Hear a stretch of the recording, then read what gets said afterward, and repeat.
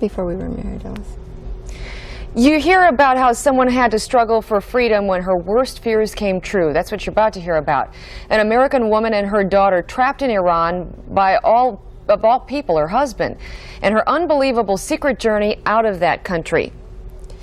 Mahtob Mahmoody wrote the book Not Without My Daughter, and it's a story about how she tried to get out of Iran. The only way that she thought she could was without her daughter, and she refused to leave without her daughter. It's a compelling story. It's a frightening story, and you wonder how you come up with the strength to do what you did. First of all, you married an Iranian man. Yes. Who was Americanized. Very Americanized. He was a doctor practicing medicine in this country. He'd been here 25 years when we went to Iran. Did you have any, you thought you were going back to meet the relatives that you never met? I thought I'm going for 2 weeks to meet his family and come back home. Did you have any idea before you left that your husband was even thinking about staying? No, not even suspicions? No. I gave him our passports that day we arrived in Tehran. I certainly wouldn't have done that if I had suspected anything. Well, it must have been frightening going to Iran in the first place as an American, knowing that you're not going to be well received there. Well, it was, but I thought I had met some members of his family. They had been here and they liked me. And, you know, I can do anything for 2 weeks. Yeah. Certainly he deserved to see his family, and he had a valid claim that they wanted to meet us. So you went with your daughter and your husband, and what happened? I survived the 2 weeks. I was very much looking forward to coming home. And at the end of the 2 weeks, he said, I don't know how to tell you this, but we're not going home. You're in Iran until you die. Your heart must have closed up at that moment. It did. What did you think? Well, I cried, screamed, yelled, told him that he just can't do this to us. And he said, you're in my country now, you abide by my laws. Let's give people an idea of what it's like in Iran. And that will give them a better idea of what you must have felt inside when all of a sudden you felt trapped, almost like a prisoner by your husband. You're telling me about the conditions in the houses. It sounds so filthy that I can't imagine people living that way. In the streets, in their homes, the way they eat.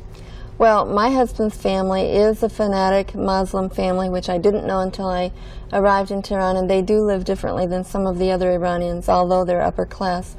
The bathrooms are a hole in the floor, hose hanging on the wall in place of toilet paper. When you open the door, the roaches run every place. Their home had no furniture, a big piece of plastic on the floor for the table, kids running barefoot in the plates, people eating their mouths full of food and it dribbling out as they're talking. And as a woman, you had to dress fully covered, and you were treated differently. Yes, you have to cover from head to toe. Feet, ankles, legs cannot show, arms, and from here back you have to be covered.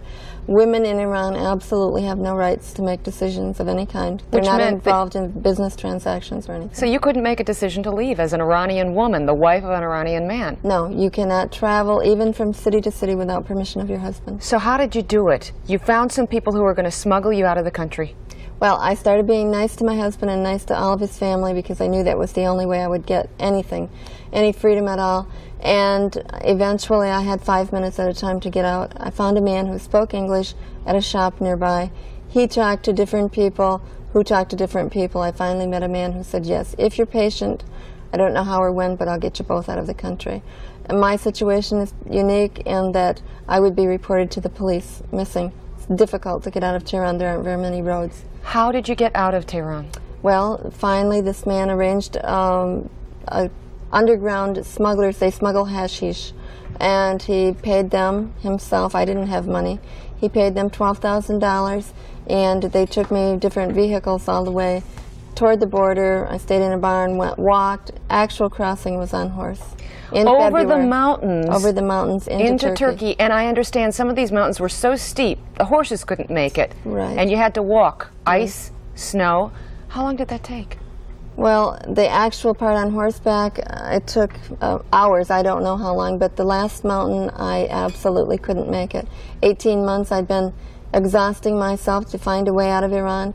Now all of a sudden I'm the last 10 minutes of the stage and I can't make it.